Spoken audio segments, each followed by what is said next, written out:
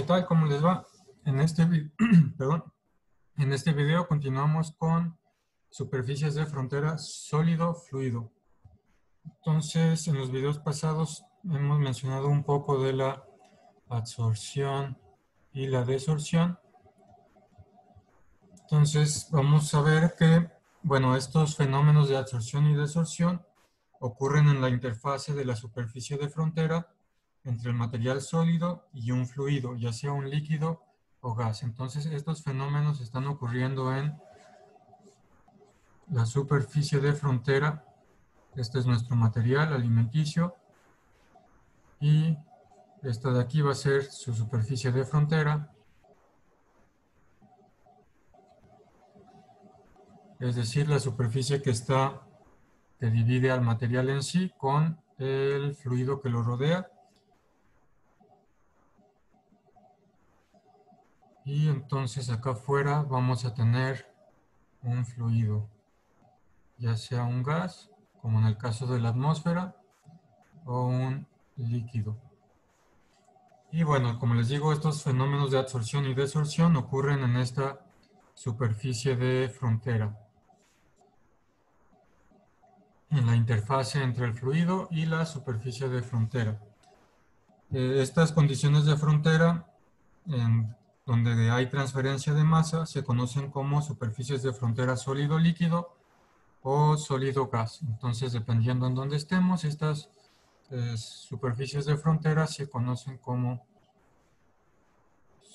superficies de frontera sólido-líquido o sólido-gas, dependiendo de que sea el material que lo esté rodeando, si es un fluido o si es un líquido o si es un gas, dependiendo del fluido que rodee a la muestra alimenticia. Ok, entonces continuamos. Bueno, cuando las moléculas de fluidos son atraídas a la superficie del sólido y se adhieren a ella, ese proceso es llamado adsorción, como habíamos visto en los videos anteriores, un poquito de esto. Vamos a recordarlo. Cuando las moléculas de fluido son atraídas a la superficie del sólido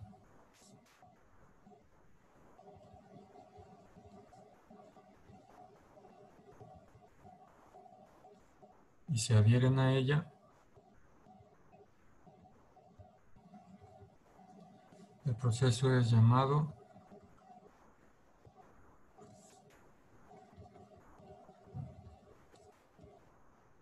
adsorción. Y alternativamente, cuando las moléculas ya están presentes en la superficie del sólido y escapan de ellas, al ser atraídas por la fase fluida, el proceso se llama desorción. Vamos a escribir también esa definición. Cuando las moléculas de fluido ya están presentes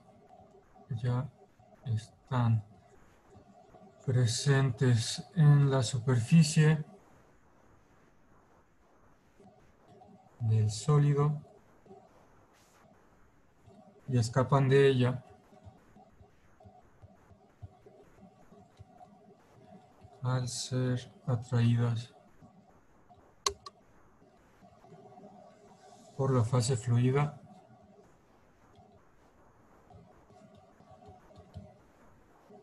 el proceso se llama desorción. Entonces, cuando se adhieren a la superficie es adsorción y cuando se despegan de la superficie es desorción. Por ejemplo, para tener como ejemplo tenemos esto. En este primer esquema, en el número 1, tenemos la fase gaseosa, tenemos moléculas de vapor de agua En el número 2 tenemos el sorbato, va a ser el material, el fluido cuando es absorbido.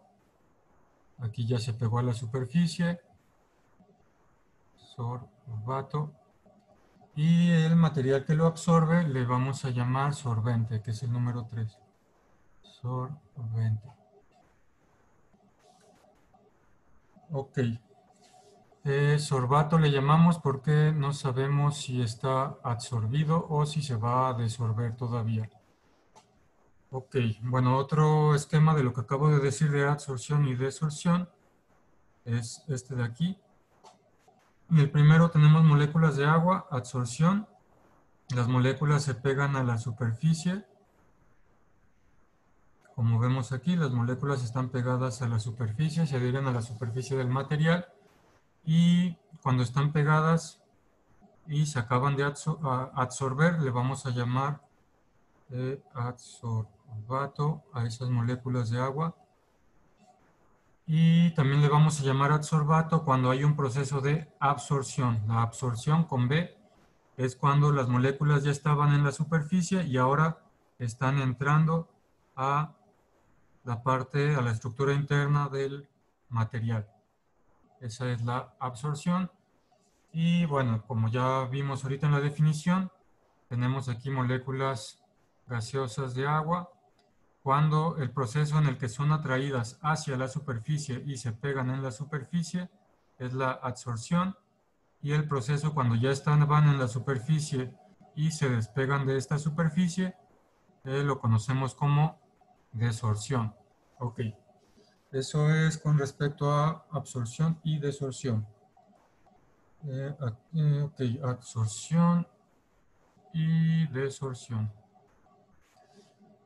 Por ejemplo, cuando una muestra de comida fresca y húmeda se seca para producir un producto deshidratado, se coloca en un ambiente de muy baja humedad.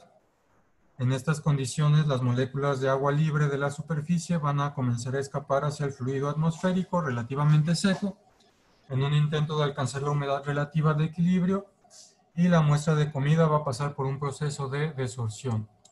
Entonces, imaginémonos que tenemos aquí un contenedor donde tenemos una atmósfera controlada, tenemos una fluido, voy a ponerle atmósfera seca.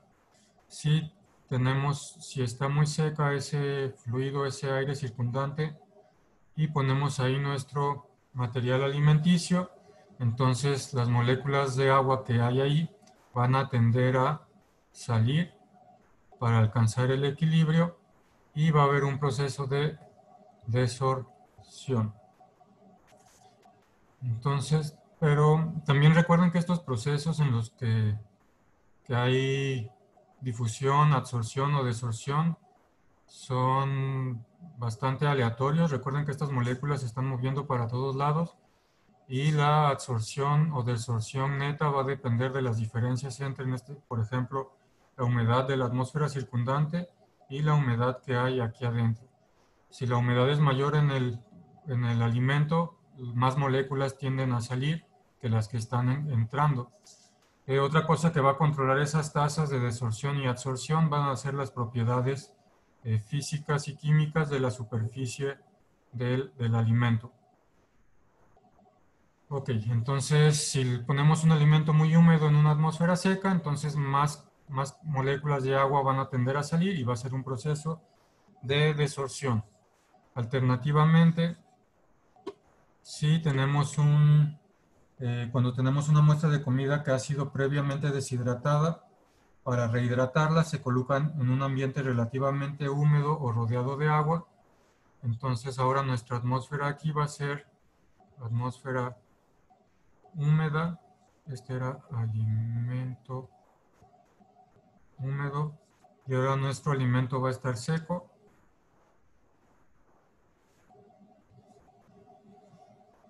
Alimento seco.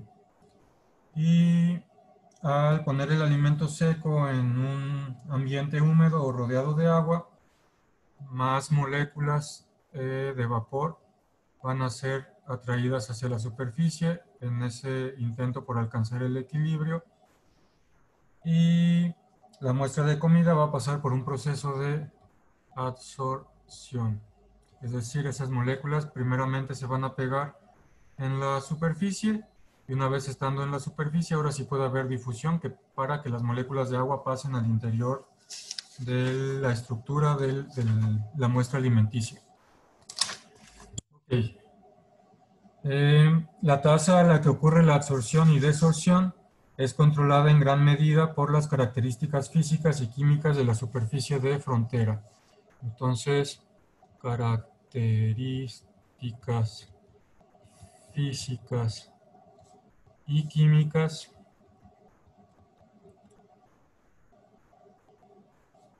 influyen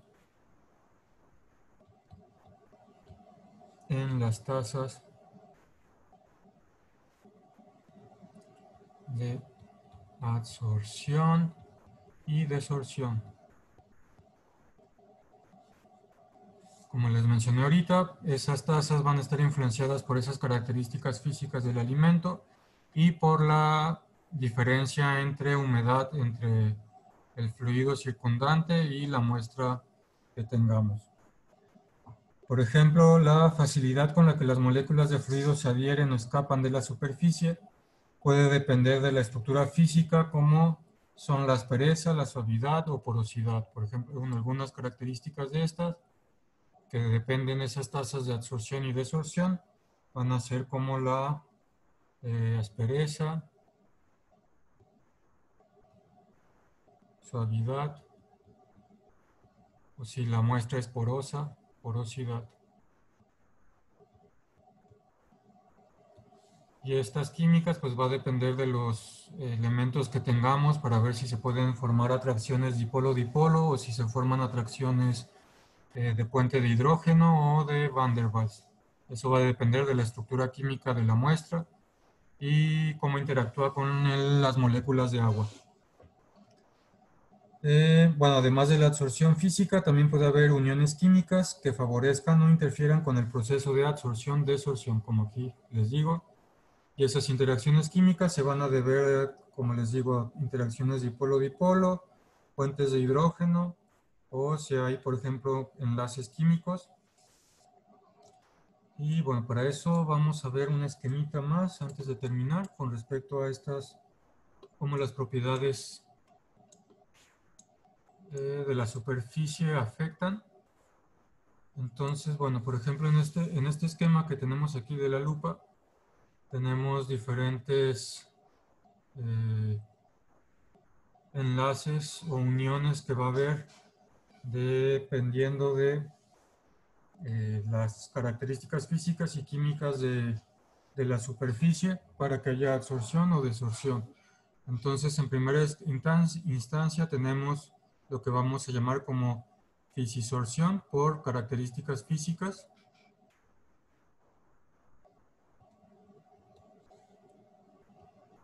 Y tenemos, por ejemplo, fuerzas capilares. Tenemos algunas porosidades o huecos en la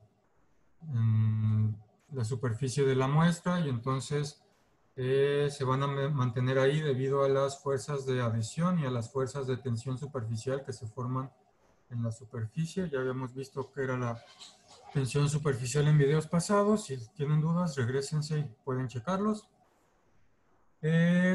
La otro tipo de absorción física va a ser en uniones dipolo-dipolo. Por ejemplo, aquí tenemos unos ejemplos de estos cloros con carga menos. Cloros con carga menos. Entonces van a atraer a los hidrógenos del agua que tienen carga más. Y va a haber esa interacción dipolo-dipolo. Luego puede haber unión por puentes de hidrógeno, que habíamos visto ya que era un caso especial de las interacciones dipolo-dipolo. Tenemos aquí este oxígeno que va a tender a atraer con mucha fuerza a los hidrógenos del agua y formar ese puente de hidrógeno. Entonces aquí tenemos el hidrógeno en el agua, el oxígeno y el otro hidrógeno. Y ese hidrógeno va a tender a ser muy atraído por oxígenos que tienen la capacidad de interactuar en estas otras moléculas, en este caso esta otra molécula en el alimento. Ok, eso ya lo vamos a considerar como unión química, como quemisorción. Químicas, uniones químicas. Y pues obviamente también en las uniones químicas, no, perdón, este de acá todavía es de las uniones físicas, del puente de hidrógeno. Y en las uniones químicas, pues van a ser los enlaces químicos como tal. Como por ejemplo aquí tenemos este ejemplo de esta reacción. Tenemos esta molécula acá abajo, donde están libres para reaccionar ese oxígeno, y al agregarle H2O, aquí más H2O, vamos a hacer que se peguen esas moléculas ahí y tenemos una unión química.